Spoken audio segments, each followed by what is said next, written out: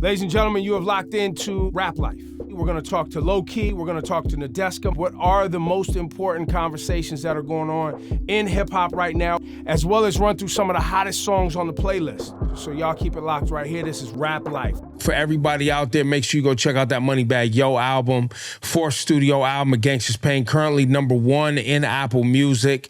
Was very shocked to see a collaboration with Jhené Aiko. Did not expect a Moneybagg Yo Jhené Aiko collab. That was not on my bingo card, but the record's fire. Did not know that Pharrell Williams was a Moneybagg Yo fan and has a Heat Rock on the album.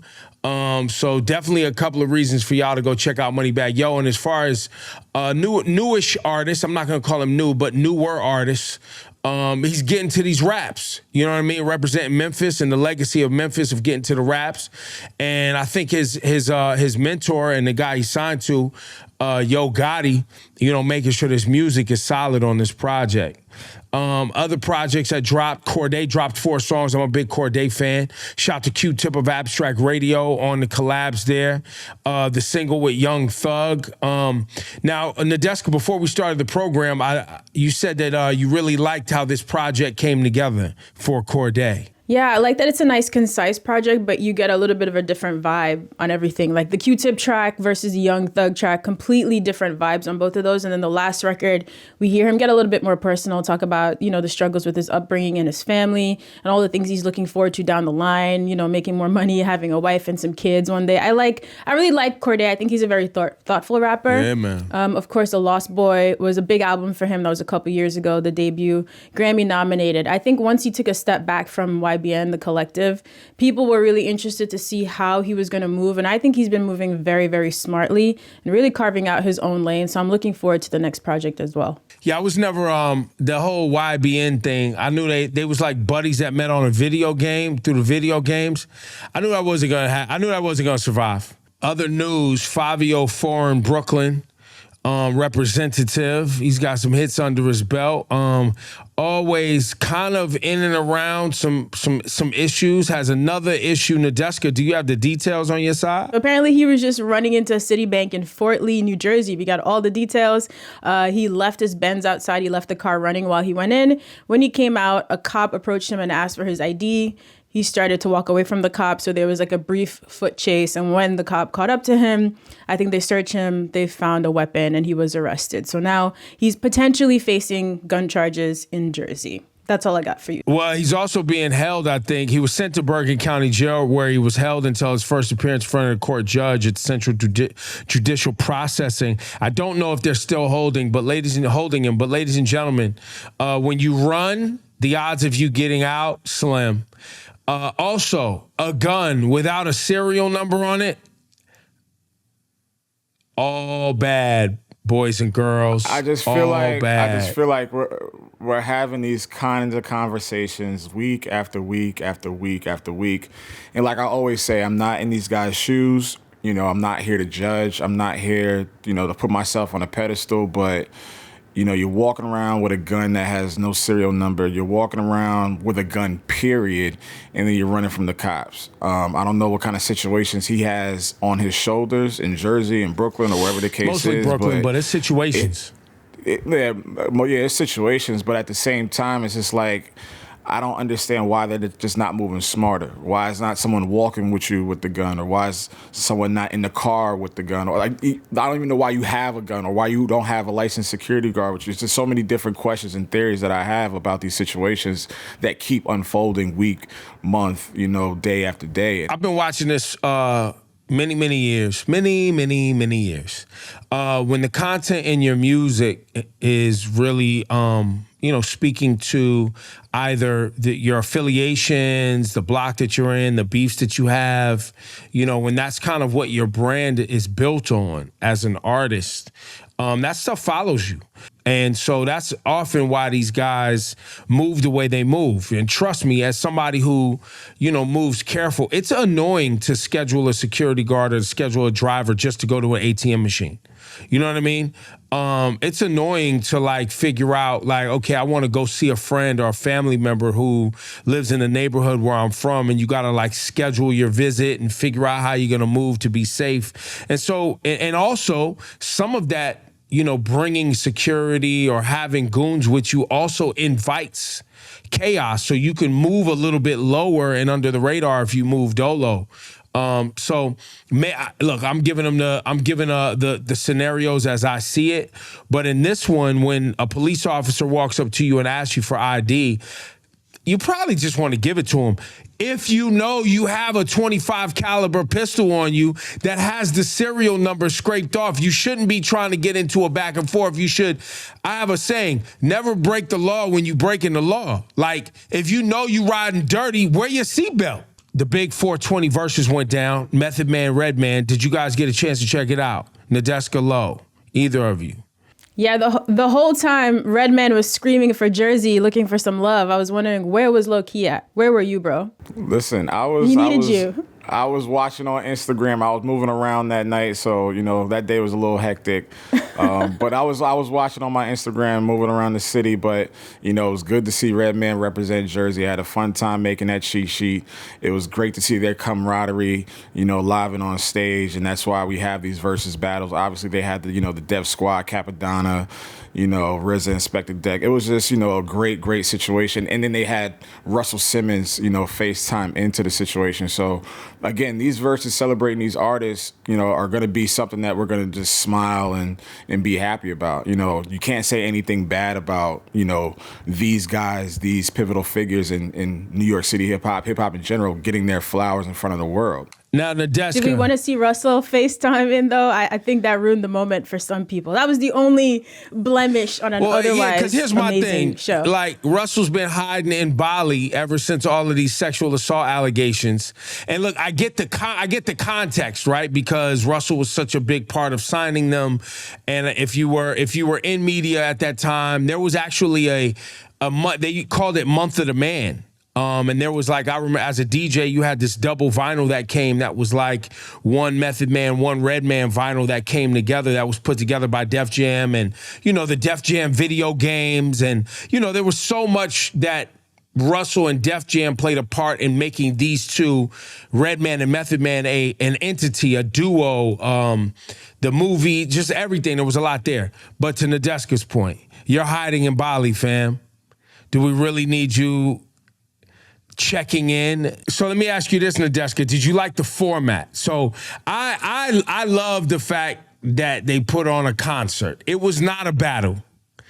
And it felt like they were promoting the fact and reminding people that they have an amazing show, because now COVID is headed towards some sort of closure or, reduced level of fear to be outside. So it's the Redman and Method Man bookings must be going crazy, because they're a touring act and their shows are incredible. Yeah, I don't think it would have made sense for this to be a traditional battle in any sense. What I've always loved about them as a duo is the chemistry. And it's so crazy, how long has it been, 15 years or whatever? The chemistry is still there. So together they were amazing. I love that they went through their own catalogs. We got some Wu hits.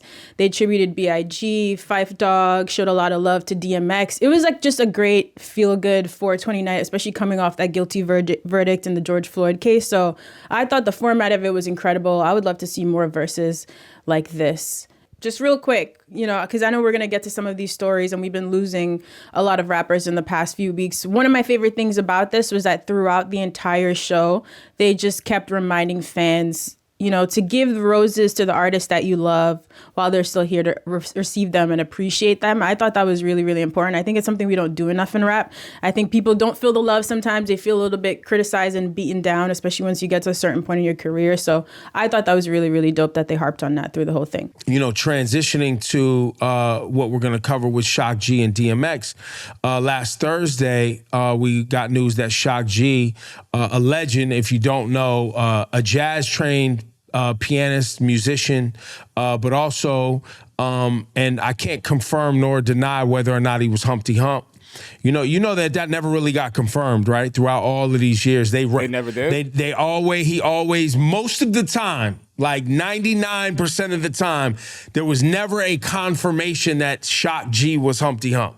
There's actually pictures of them together. I'm old enough, or at the time when I was young enough to have that first Digital Underground album, Sex Packets, which is an amazing album. And speaking of concepts, it's a concept album about a fictitious drug that allows you to, go into like some trance and have a relationship with the person on the package. So it was like a sex packet. So it was before this is before like taking ecstasy. This is before like all of those things were like mainstream conversations. So Shock G and Digital Underground created an entire concept album called Sex Packets. And when you listen to the skits and there's songs in there and everything that they wrote ties back into this fictitious drug. I think it's fictitious anyway.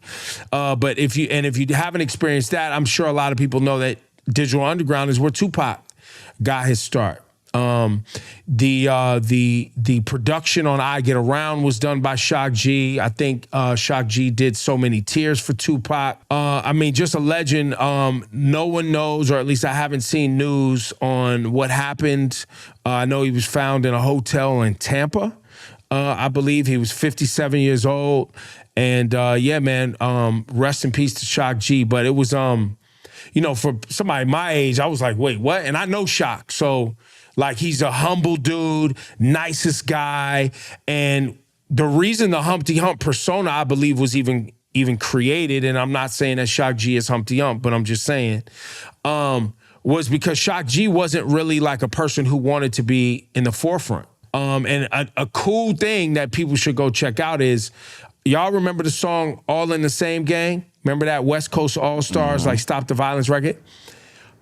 On a serious record, like a record about gang violence and stopping the violence, Shock G and Humpty Hump, which is probably the same person, they went line for line and bar for bar. Like, that's how serious he took the character. Like, wow. On a serious song, this character had a part on the song, and they shared a verse together. Shock G and Humpty Hump shared a verse together. Wow, that's taking an alter ego to the next level. Yo, thank you for the little history lesson, because it's like I knew of him because of Digital Underground and him working with Pac, but when that first project dropped, for example, I was like a toddler. So this is something that, just growing up and learning hip hop history, I'd read about and check out some of the songs, but I didn't get to live through it, and I feel like it's always a different experience if you weren't actually there. So appreciate the little tidbits. And the musicality. And there's a clip. And I was about to get to that. There's a clip online that I saw this weekend about him breaking down the lyrical expressions of, like, the legends. Like, he broke down Nas, Pac, Biggie, and compared them to, like, different speakers and just like their cadences, and like it's literally like the most beautiful breakdown of all our favorite rappers. In the RIP space, since we're dealing with that, let's stay there. DMX. Long live the dog, Earl Simmons. DMX had some amazing celebrations of life this weekend in New York City. The entire Barclays Center, where the Brooklyn Nets play, over in Brooklyn on Flatbush and Atlantic, was basically taken over on Saturday. Motorcycles blocked off all the roads. They delivered DMX's casket on the back of a giant monster truck with DMX's name on the side. It felt like the whole city had shut down. I don't know, Nadeska, you're over in Brooklyn, right? Yeah, but, like everyone else, I was like watching most of this on the stream. I thought it was really dope. I think that, we're mourning the loss of a legend, but I like celebrating someone's life. I'm sure that's what X would have wanted, and it felt like a perfect celebration for him. The tributes were really amazing, and of course, we saw people like Swizz Beatz and Nas and Eve out there, but I think seeing his kids on stage was the most moving part for me. I think all 15 of them were up there. We saw one of his youngest daughters rapping, and hearing them say things like, our dad taught us to always say thank you and to always be kind to people. And I think his eldest son said something like, my father deepened my ability to love. Like, what a beautiful thing to say about your parents. So we know that he was legendary in music. Clearly the industry loved him, but I think the way you treat your family and the way they feel about you really says the most about a person at the end of their life. And so I thought that was a really beautiful moment.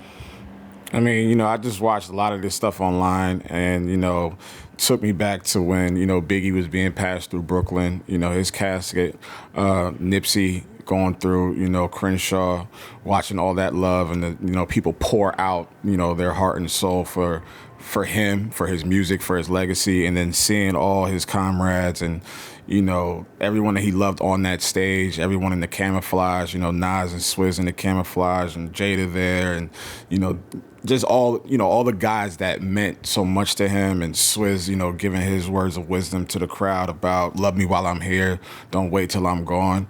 And make a will. And get your will together. And make a will. Yeah. Get your will together.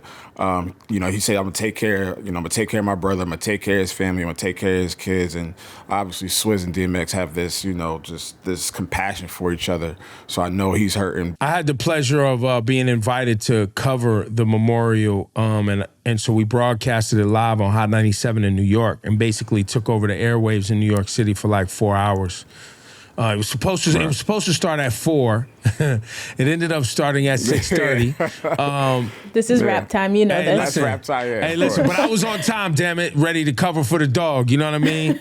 But it was. It should also be acknowledged what Kanye West and the Sunday Service Choir brought to that Saturday memorial with the staging, the singing, just the whole aesthetic. Which Kanye West stepped to the table, and actually it was Kanye's idea to put it on the radio. So he and Swizz reached out, and we made that happen. It was just great. You know what I mean? It was a great thought. It was a great service. It was a moment for everybody to come together. And like you said, Lo, and you, Nadeska, also, it was what DMX would have wanted, right? Because he's a man of the people, and as much as his music is about his pain and the things that he's went through, his music is also about love. I mean, there's a prayer on every album. He's all about spirituality and trying to uplift people. This guy is truly an icon and is going to be remembered just as one of our greats in hip hop and really in music as a whole. Rest in peace to DMX. Salute to all the friends and family. And that's been the Rap Life Review. For Lo and Nadeska, I'm Ebro. We're here every week running through what's happening in the culture. Make sure you add this Rap Life playlist in Apple Music and subscribe to the Rap Life Review below. We'll see y'all next week.